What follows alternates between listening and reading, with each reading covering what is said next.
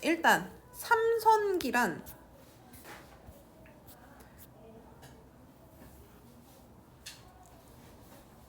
셋, 신선, 기록 이란 뜻이거든. 세 명의 신선에 대한 기록이라는 제목을 갖고 있어서 주인공이 세 명이구나 알 수 있어. 그래서 삼성기에 등장하는 이춘풍이라고 하는 남자 주인공, 그 다음에 홍도와 류지연이라고 하는 기생, 여자 주인공 둘이 있는데 이 세 명의 이야기라고 해서 삼성기라고 이름 붙여줬구나 알아두시면 됩니다. 알겠지?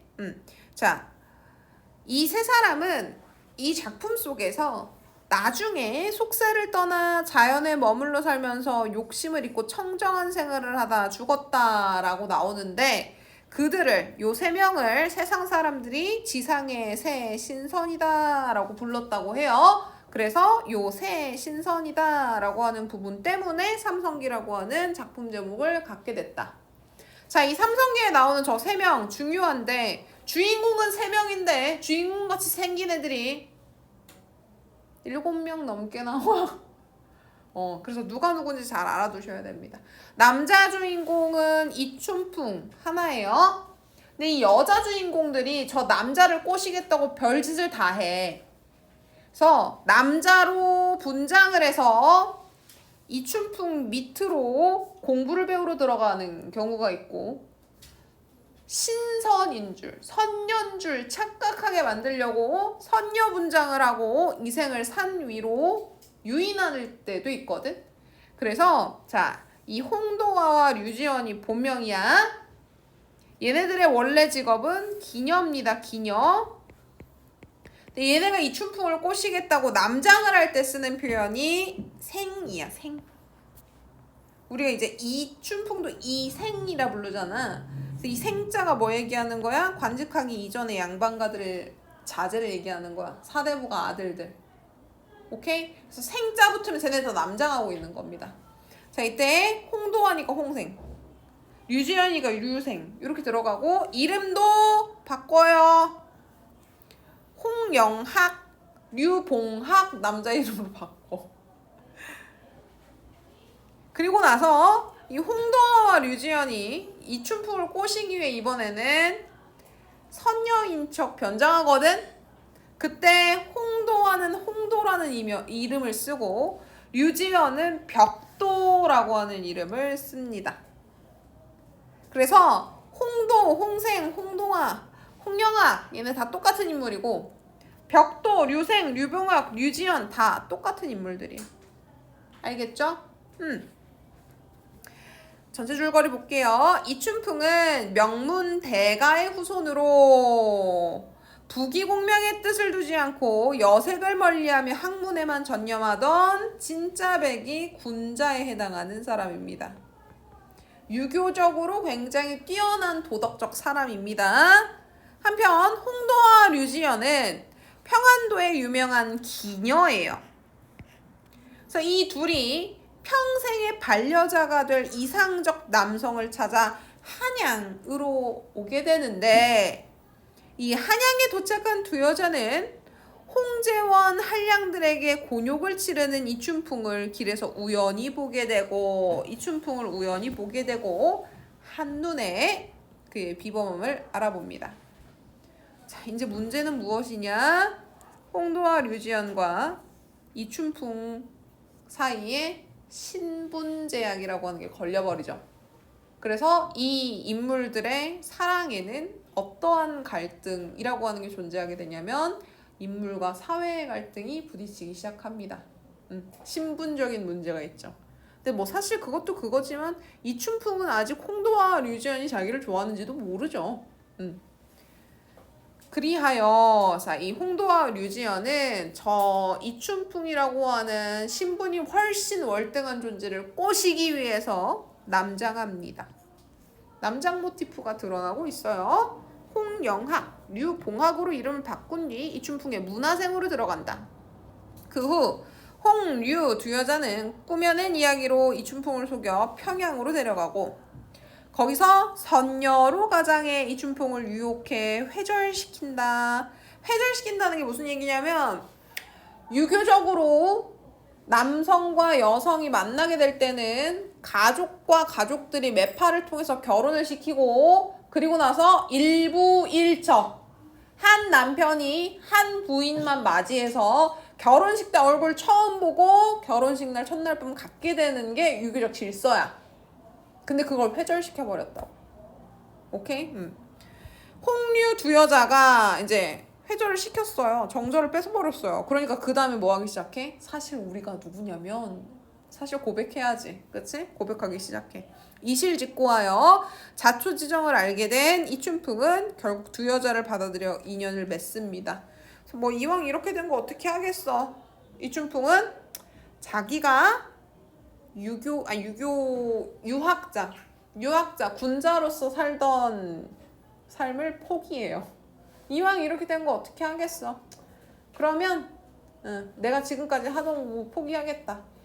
유학을 공부하는 군자가 기생을 2명이나 첩으로 데리고 있는 것 자체가 사실 말이 안 된다. 그럼 내가 이 둘의 여자를 포기하거나 공부를 포기하거나 난 공부를 포기하겠다. 이렇게 된 거야. 굉장히 멋진 남자죠. 이후 이춘풍은 도학자의 삶을 버리고 홍류 두 여자와 함께 평양에서 대규모로 교방을 운영하기 시작합니다. 그래서 엄청나게 각광받던 유교적 군자가 기녀들의 교방의 우두머리가 돼버려요.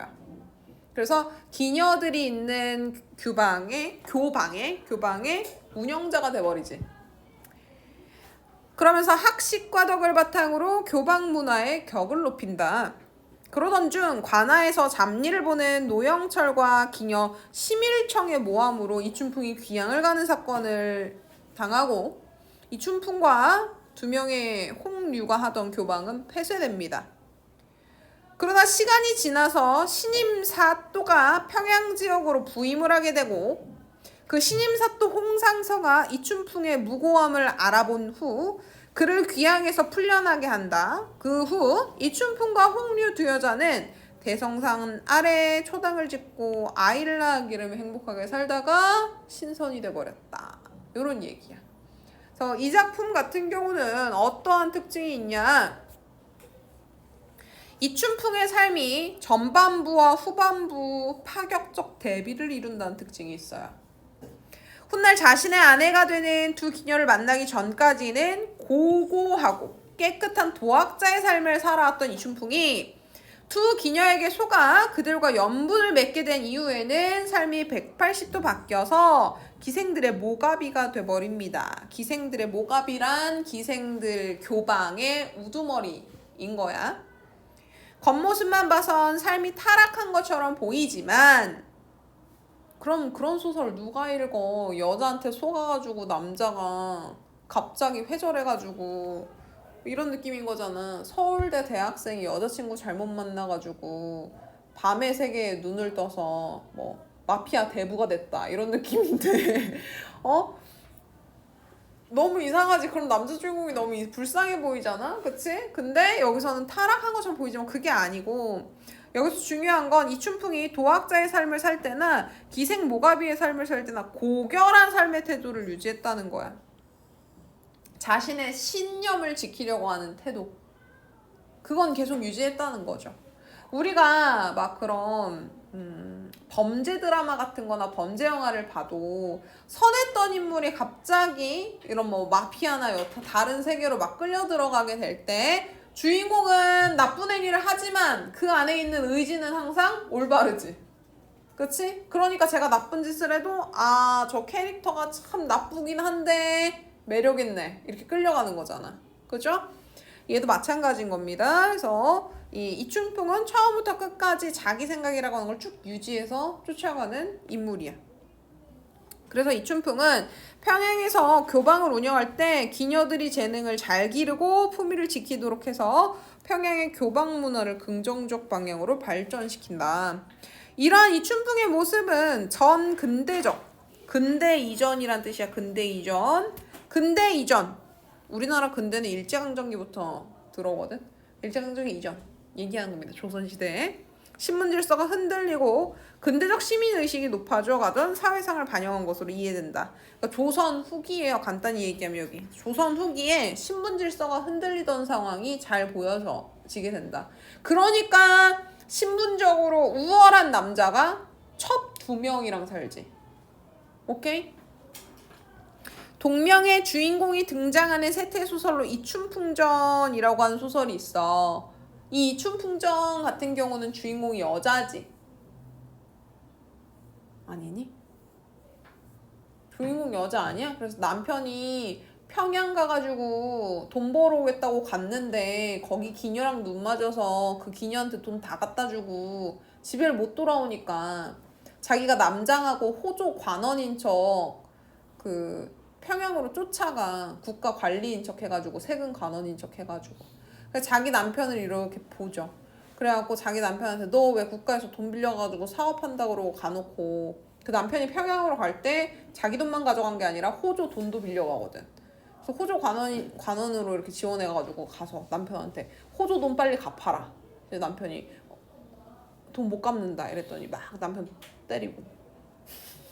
그래갖고 결과적으로 그 남편이 막 사랑에 빠졌던 그 평양 기녀인 여자애까지 데리고 와가지고 이춘풍한테 물어보니까 이 돈 다 네가 가져갔다 그러는데 빨리 갚아라. 그래갖고 돈 갚고 그리고 다시 평양에서 본집으로 돌아온 후 평양에서 돈 다 갚고 남편도 고향으로 돌아왔을 거 아니야. 그래서 자기가 그 호조관이었던 거는 모른 체 하고 지내.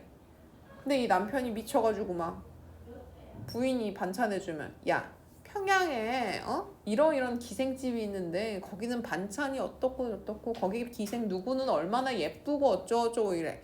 여자가 열받아가지고 호조 관원 복장을 다시 입어요. 남자인 척. 그러고 가. 그리고 그 남편 있는 집으로 가. 이 남편이 막 혼비백산하지. 그 호조 관원인 줄 알고.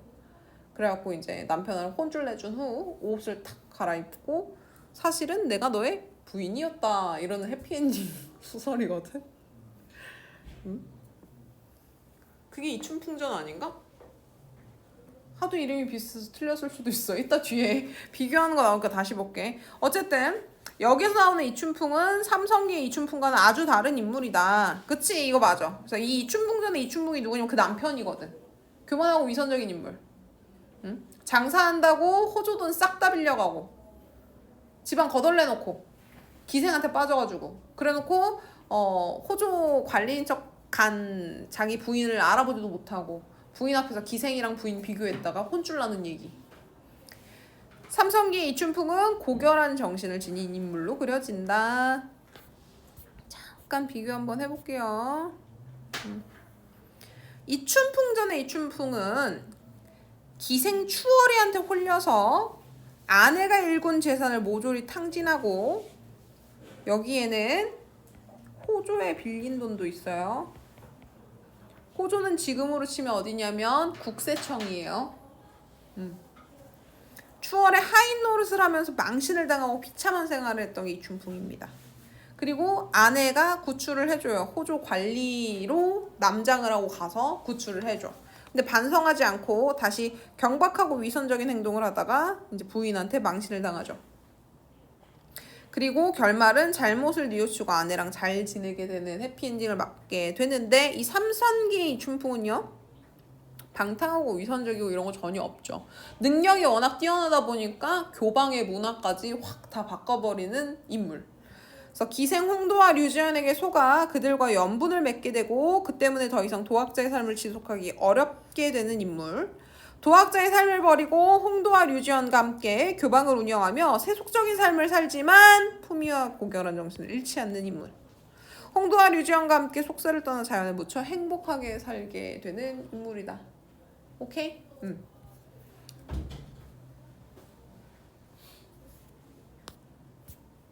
자, 이제 본문을 좀 보도록 할게요.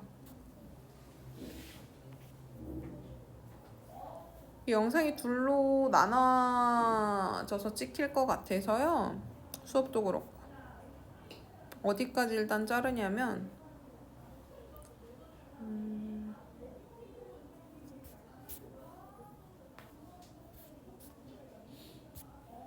여기까지만 자르자.